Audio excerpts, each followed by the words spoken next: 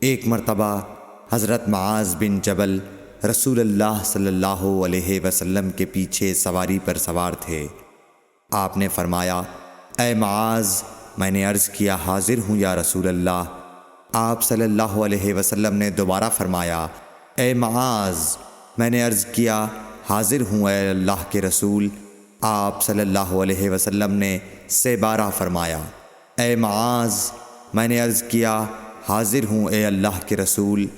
3 بار ایسا ہوا۔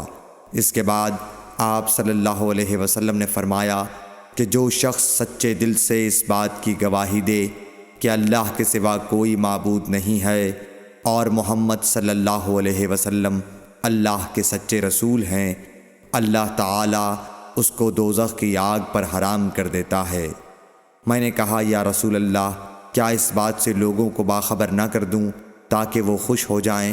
آپ صلی اللہ علیہ وسلم نے فرمایا، اگر تم یہ خبر سناؤ گے تو لوگ اس پر بھروسہ کر بیٹھیں گے اور عمل چھوڑ دیں گے۔ صحیح بخاری حدیث نمبر 128۔